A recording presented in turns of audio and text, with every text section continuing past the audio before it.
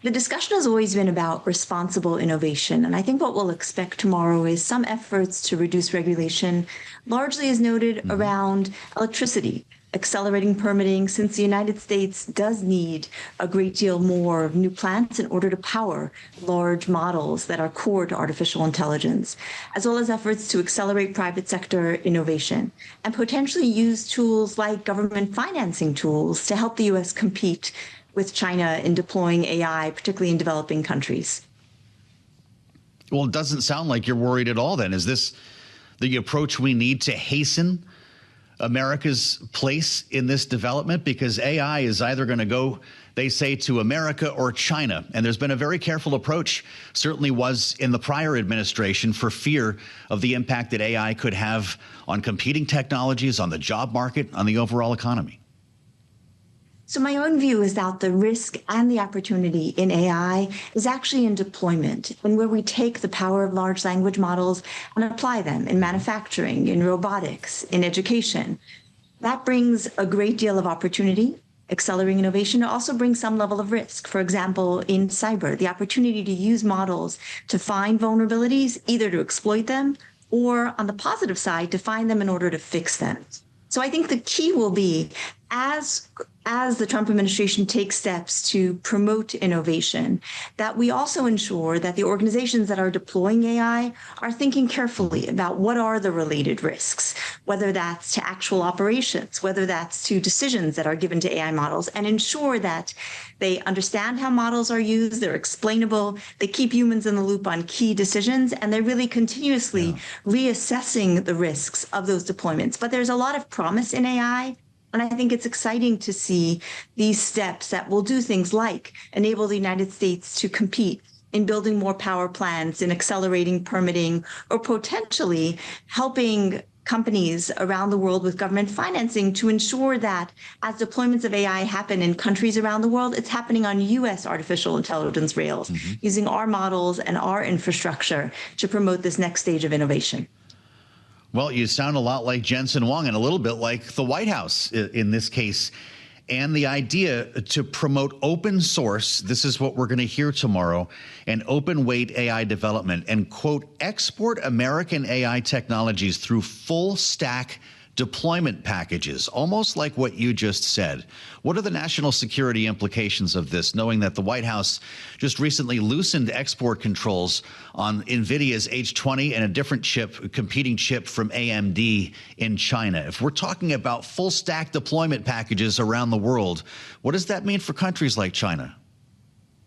The national security risks really are that AI powers military and intelligence applications. And in the competition between the US and China on the global stage, we want to ensure that US technologies are not being used by China to promote its intelligence and military advancements. And that's the key. That was the thinking behind export controls, to ensure that the highest end chips that are produced by the United States are not made available to China.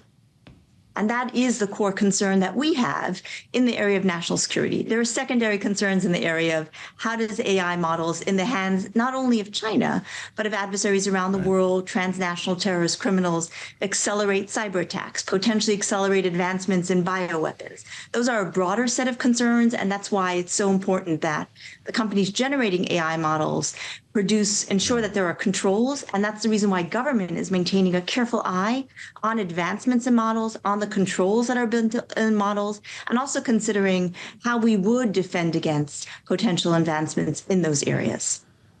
Do you trust this administration to guide the way on this technology a day after President Trump posted an AI video of Barack Obama being arrested in the Oval Office? There are many parties that have a key role in ensuring that AI is used responsibly. The government has that role, governments around the world. Most importantly, and not most important, but I would say very importantly, private sector that is generating these models or deploying these models. They're partners in assessing them carefully and in ensuring guardrails are built in as models are used. When we come to U.S. leadership in chips, that's clearly a national security goal for the United States.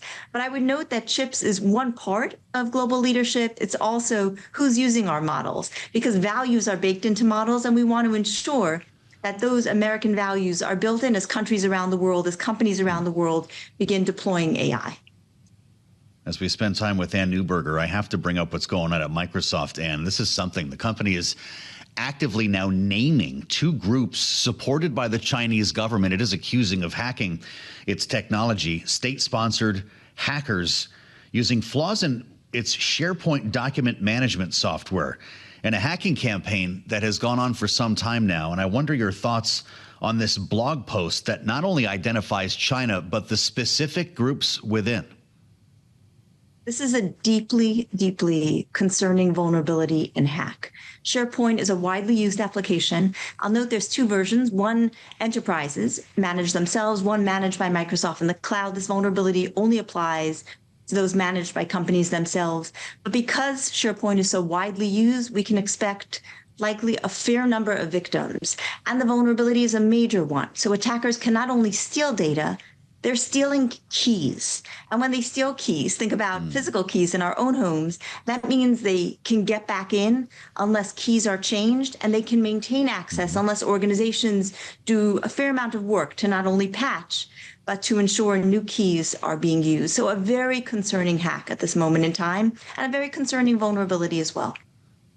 Well, you wonder what the government role here should be. And by that, I mean our government. In a statement, the Chinese embassy said China firmly opposes all forms of cyber attacks. Quote, at the same time, we also firmly oppose smearing others without solid evidence, unquote. We'll remind everyone that the budget put forth by the Trump administration, in fact, would cut almost $500 million, nearly 30% of positions at the Cybersecurity and Infrastructure Security Agency. Is this an administration that's equipped to deal with China in this way? You know, exactly as you said, Joe, there's a role for government, and it's concerning. It's very concerning to see cuts in the government's cybersecurity mission, because this is a time when our infrastructure, our power, our pipelines, our water all run on digital infrastructure. And in many cases, that digital infrastructure is not secure enough to deal with threats by countries and criminals. But as a partner to government, there's also a role for the private sector. And I think there's real questions to be asked about how Microsoft is using AI to find and fix vulnerabilities in its products. You know, you may have seen just recently, Google announced Big Sleep, a partnership between their cybersecurity and their AI arm within Google that found and fixed a very significant exploit. And I think we should really be expecting tech companies to start using AI, not only to generate more secure software, but to look back at their enterprise of products, find and fix those vulnerabilities, because our digital infrastructure needs to be a lot more secure than it is for the reasons you just noted, countries like China and criminals as well.